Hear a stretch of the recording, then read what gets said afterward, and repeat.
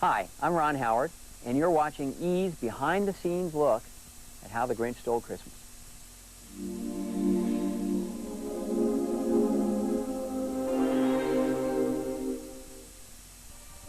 Quel acteur est doté d'une verte fourrure? Mais oui, vous le savez, c'est Jim Carrey, bien sûr! I tried to make Jim Carrey the Grinch, you know?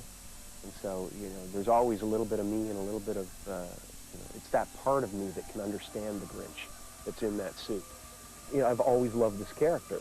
I've always been kind of a little bit of an outsider, and I think that he's the ultimate outsider. I've done years of research in the self-help section of your favorite bookstore. So about disenfranchisement, about feeling different, about, you know, all that kind of thing. You know, I probably could, you know, get my PhD in some kind of psychology, you know, within a few months. You know, I've kind of been around and up and down in here, so, you know, I can understand. The story of his change of heart has always been really important to me. Most people are reachable. Most people just want to be part of the party and they part of the club.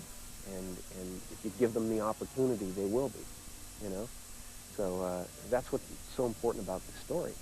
Santa? What? Don't forget the Grinch. I know it mean here and smelly. His hands might be cold and clammy.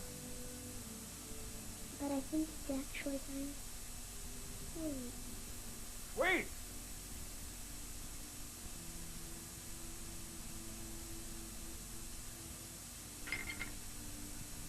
Sweet. It was very difficult physically. It was, you know, restricting, and, you know, I had to try to find a way to deal with my hands and deal with props and feet, gigantic feet, and the suit was hot and horrible, and it was, you know, the eyes were painful, and there was a lot of discomfort involved. I don't think it was ever pleasant for him, but he got to the point where he could really, really do his work. With that suit on, to be able to do a performance, you know, as well as have, you know, deal with that stuff was a real huge challenge for me, and just to still have fun, you know, and so I was able to get there. I was happy. We all knew we were part of something really special, too, and that helps, you know. Et c'est à Rick Baker, artiste talentueux, qu'on doit le costume vert qui habille le Grincheux. I had a vision for what I thought the Grinch should be early on. My biggest challenge, I think, was kind of convincing Ron and Brian and everybody else that what I thought the Grinch should be is what it should be. Initially, there were like 5 or 6 different looks that we considered for the Grinch. And Rick didn't tell us which one he had done. They right away chose mine, which I was happy about. Because the guys that work for me are much younger, you know. It's like, see, the old guys still got it, you know, kids, you know.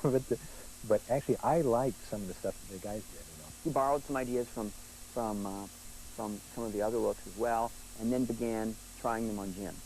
Basically, 3 major appliances. Kind of the back of the head, in front of the head with all the wrinkles in it, and the major face piece. And the only part that was really Jim was his lower lip and chin. These pieces are glued onto his face with his medical issues that he has. Jim has to be very still for that, which is hard for Jim. And the hair pieces are put on. He made wigs and facial hair pieces. And eyebrows are put on. His dentures are put in. And the contact lenses are put in. And he flips into the suit. It's a lycra spandex foundation that's kind of like a body stocking that he made with properly dyed green color.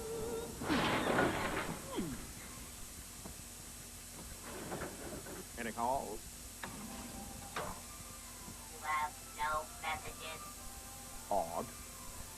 Better check the outgoing. If you utter so much as one syllable, I'll hunt you down and gut you like a pig. If you'd like to fax me, press the star key. Oh, well. This is a guy who knows comedy inside and out, and all different kinds, physical, verbal. He's just smart. I get in a physical situation, and I see this, and I see that, and I'm thinking of my character, and things happen. And people are, you know, oftentimes scrambling madly to get a prop or to get you know, to block the shot or whatever because of ideas that come up at the last second. But you have to stay that way. You know, that's how special moments happen. Comedy is very serious and requires, it's like music. it's rhythm and notes, and it's a very precise art. And you watch Jim come on the set. He has it worked out what he wants to do. There's real artistry in what he does, and there's a design, and it's tough doing what he had to do. And really, I saw him do take after take after take after take. Fabulous. Si le grand Jim Carrey est vraiment étonnant, Ron Howard lui aussi mérite des compliments. I'd sit back and I'd think, Ron must be out of his mind. I mean, he's cool as hell on the set, you know, and everything's amazing, and he's just that kind of, gee, golly, gosh, Rooney, you know, guy.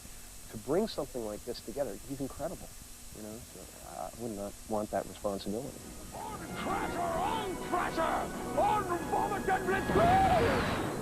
It was a great experience.